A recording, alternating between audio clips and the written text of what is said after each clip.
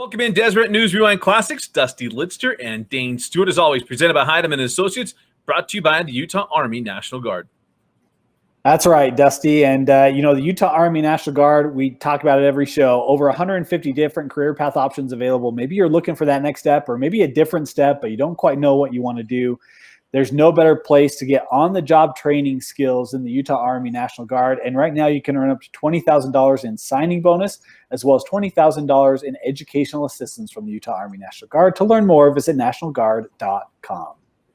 That's right. And if you're looking for that new start, that's kind of the whole thing right now this summer is going to be the restart of everything. If you decide a business you want to set up, or for you just have questions of things that happened during the whole COVID pandemic, go check out the Heidemann & Associates. Get a free assessment or free consultation. Go to www.utah.law.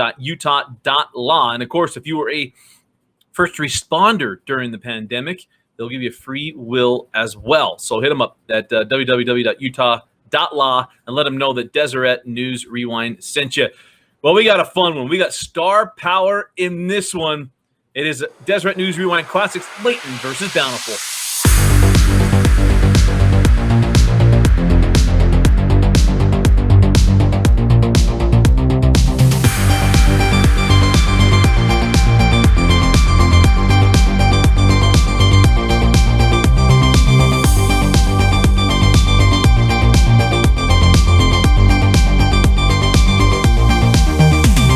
Dane, we talk about star power all the time. We had Porter Gustin on that one, the Salem Hills and Provo. But how about this matchup? Sam Merrill, Zach Seljaas, both who starred here locally in college. One had some big shots down the stretch, and one wore an interesting mustache and hairstyle and played some D, versus some brothers, Jarriesse and Julian, who is now a Indianapolis Colt, Blackmon. This is exciting. Yeah, and you got Jarriesse, who's a gaucho down in Santa Barbara. Yeah. And you also left off Jeff Pollard, who's up in Pullman playing basketball. And so you talk about star power, and a guy's playing a lot of different sports, a lot of different levels this upcoming year. And, boy, they were all on the floor on this one given night. And, Dusty, I remember back in the day being like, Sam Merrill, he's going to have a great career. And this game in particular really showed – I think, what the next several years of Sam Merrill would look like at the collegiate level. Well, and this game foreshadows lots of things. We'll talk about where both these teams end. It was very interesting because the run that both these groups go on is very interesting because Merrill and Seljaas, they were kind of unknowns for the most part. Layton, again, it was kind of that building up what Kelby Miller had been building. You're one of the first guys I knew that I remember talking about, hey, we got to check out Layton. And then we saw Jarriesse Blackmon, and he looked different than everyone we had seen, maybe since Northridge had a player in Jordan. I'm trying to remember his first name. It just came to my mind where we were like, wow, he looks different than everybody else. Yeah, and he was a high flyer. I remember feeling like whenever you go to a Layton game, you're going to get a couple throwdowns from Jarriesse. And, he just had such a great ability, and he'll show it in this matchup as well. His ability to hit that outside jumper. It was in the early part of him really becoming a very versatile player. But, man, you talk about the matchups and just so many guys that could score from different positions on the floor made this one a really fun one. And it had great buildup, too, because these teams had played the prior year, and it was also a one-possession game. Oh, I just gave away the ending. But it was a one-possession game the year prior, and now you have this one at Layton High School, which always has a great environment. All right, here with former Bountiful Brave and Utah State Aggie Sam Merrill. Sam, thanks for taking the time today and joining us as we look back on this classic, Layton and Bountiful. What do you remember about that game?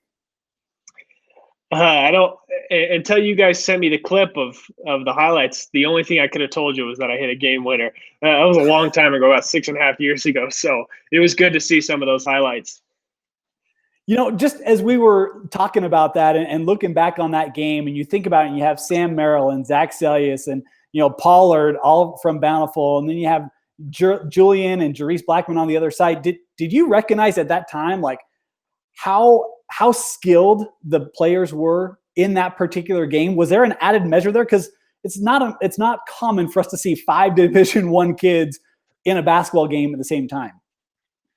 Yeah, it was. I knew how much talent we had because I practiced with them every day, and I obviously knew Jarriesse pretty well growing up and playing against each other. I don't really remember Julian, but obviously I know who he's become and the type of player that he was his senior year in high school and throughout college. And Mike Hibbert played AAU ball with me, said he was a pretty good player as well. So, and Brandon Hill, good player too. So quite a bit of talent there on the floor. So the other fun thing in this one is because of the coaching matchup, and they still have it, and they're two of the best coaches up the northern part of the mountain, and that being Kelby Miller and, of course, Coach Mike Maxwell, who is, a staple in the state of Utah. When Coach Maxwell hangs it up, I don't know, they ought to just close Bountiful High School because Larry Wall left a couple years ago, and Mike Maxwell leaves, and it's just like, you know what? Because I bet when he leaves, Clark Stringfield will leave. So then there's really no reason to keep Bountiful open at that point. I'll tell you what, that will be a weird day. A program that's had such long-standing coaches really in their two major sports, and man, to not have Coach Maxwell on the bench will just, I don't even want to think about it. Let's just get to the game. Let's get right to it. And this game is one where I know you were excited to do this one when we were doing a lot of games. Just to let people know, we were doing 6 games a week at this point. And when you decided to go do this one, I know it's because you thought, hey, this could be really close. Beginning of this game didn't feel like it was going to be very close. Seljaas able to bring it in. Now up the floor to Bleak. And a nice move by Bleak to get the lay-in as it was Watts who came back to contend it. Well, Layton scores the first 4 points of the ball game. And the next thing you know, here comes the Bountiful Braves, Dusty, and they go on a 15-0 run. This thing gets double digits on the road. It's just kind of like, oh, yeah. Bountiful kind of shell-shocked them. You can look in that first quarter and, there's an inbound play where Sam's just uncovered and able to, finish from 6 feet away. And, I don't quite know the reason why, but Bountiful was able to create that huge lead. You talk about Bleak, how good he was. How about this? Only 2 3-pointers made in the contest from the Bountiful Braves, and both of them were made by Jordan Bleak. Yeah, those other dudes step up. So we talk about Jarriesse and Julian Blackmon, but really the guys that kind of settled things down, Austin Hatch, Brandon Hill. Those guys stepped up, made hustle plays, and got some buckets to try to calm things down for Coach Miller. Yeah, and I really thought there's actually a play here with Jarriesse as well, and I think it's Zach guarding him. He takes a single dribble, gets to the top of the paint, pulls up, hits the shot, and one. Does he dribble it, though? Does he dribble it? The move right to left. I actually don't know if the ball ever touches the floor. It's a great move. Hey, you know what? That's a next level play, Dusty. But I have rewound that thing like 10 times, and I've tried to figure out, does that ball touch the floor or does his hand grab it?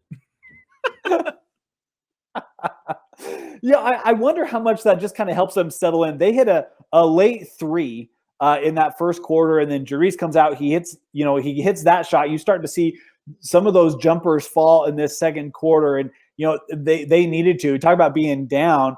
They needed to kind of crawl back in this ballgame, but give a lot of credit to Bountiful because they were still able to keep this lead double digits through that second quarter. And man, just so many guys able to finish for the Bountiful Braves. And you look at a guy like Pollard, had 14 points in this game. He was a matchup problem on the inside all night long. Layton right now going to have to find another place for points as their 2 leading scorers on the bench with 2 as Bountiful works this inside to Jeff Pollard and he lays it in. Well, the Pollards, that was just their thing. All the 15 years that they ran through Bountiful they were the mismatch down low. And Jeff is one of the best because he had older brothers that went and did it as well. And when Jeff Pollard kind of gets that moving, it's like, well, there's your absolute mismatch because for all these years now, we think of Layton and that they were always the biggest team. Well, the difference was in this run that they may have been bigger on the wings, but in this matchup, they weren't the biggest in the post.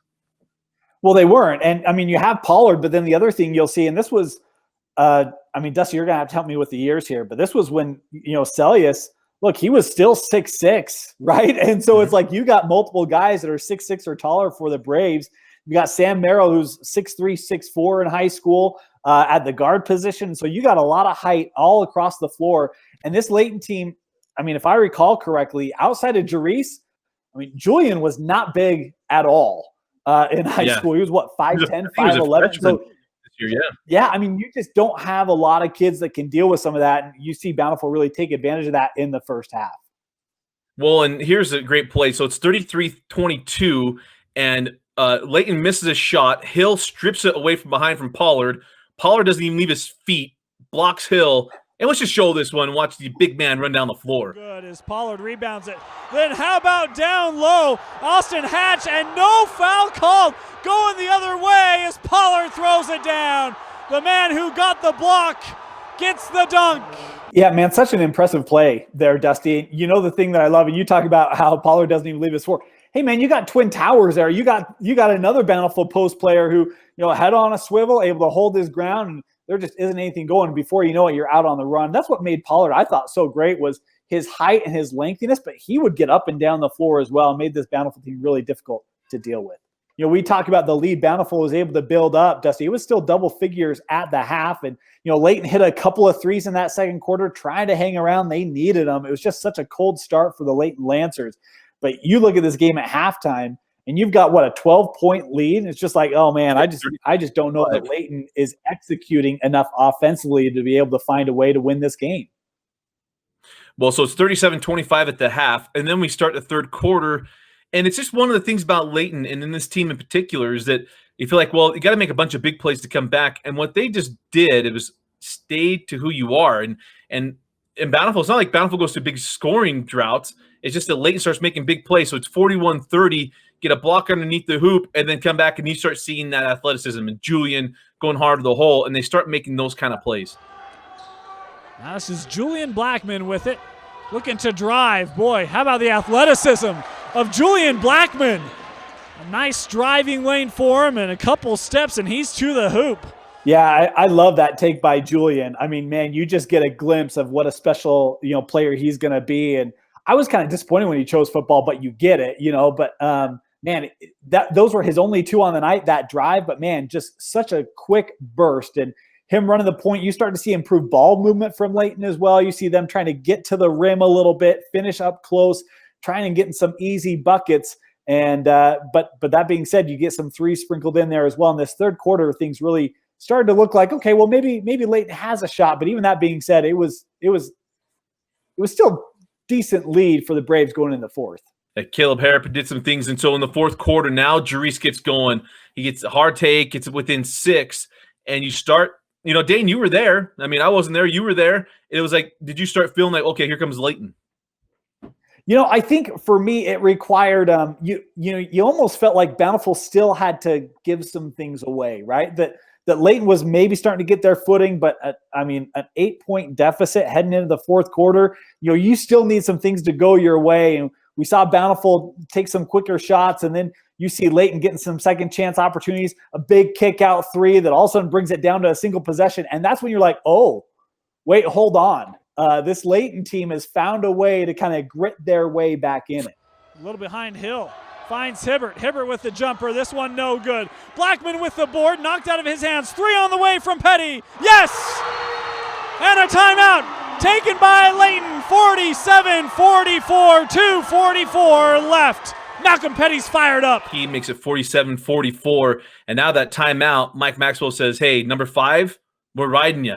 Trailed by double digits or 9 for a majority of the second and third quarters. They've whittled it down to 3. Merrill on the drive. He gets fouled. Count the bucket. It's Jarriesse Blackmon with the foul. And it's a great take and +1 getting the foul on Blackmon that, again, you feel like, well, it's going to stretch it out, but it's a missed free throw and then come back, and then it's a made 3 for Layton. Layton needs to keep Jarriesse Blackmon in this game as Petty kicks this out. 3-pointer on the way from Harrop. And Caleb Harrop hits the big 3, and it is a 2-point Bountiful lead. Yeah, and it was just one of those where it was like, it almost felt like, Layton, we said they scored the first 4 points of the game, and I don't know if it was a confidence thing or what, but they just didn't feel quite right. But you get this down, you hit that big 3 to get it to 3, and all of a sudden there is confidence back.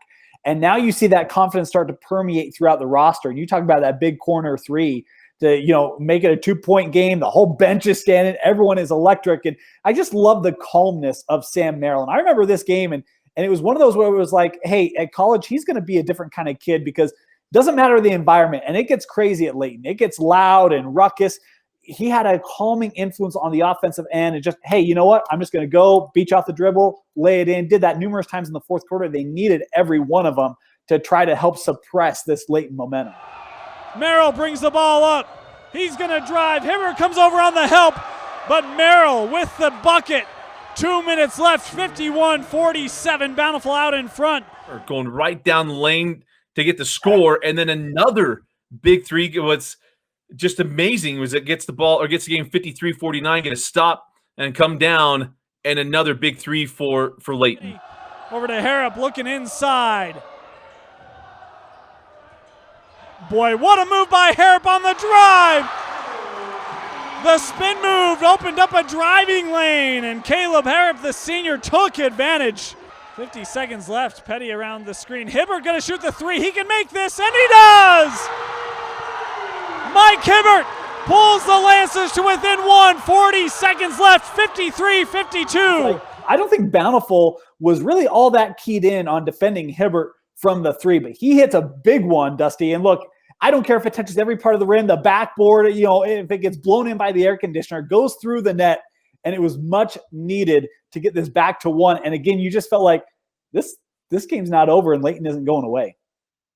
Yeah, so you mentioned Hibbert hits that three, pulls it within one, and then Layton gets a stop, comes back, and who else would step up for him? For him, Trevor Lloyd made his first free throw. His second is good as well. The lead to three, 55-52, 24 seconds left. And no Brandon Hill. Hibbert pump faked over to Hatch. Hatch nowhere to go with it. Outside, Hibbert going to shoot another three. That one is good! Mike Hibbert ties it up with 10 seconds left. Timeout, Bountiful. Knotted up at 55 apiece. Mike Hibbert, the senior center, with 2 threes in the last 30 seconds, has brought Layton back to tie. First of all, that one was much more pure. Look, we got to give Hibbert credit, right? The first one, yeah, it bounced around a lot. Second one, boom, drill that sucker. But then you get Sam Merrill, and it's all going to come down to Mr. Bountiful Brave. 8.5 seconds left as Merrill going to bring this ball up, being guarded by Harrop. Merrill to drive, now turning around from 17. Yes! Sam Merrill with half a second left.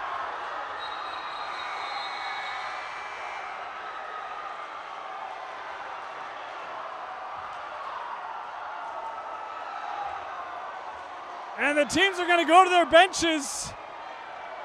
The game's over.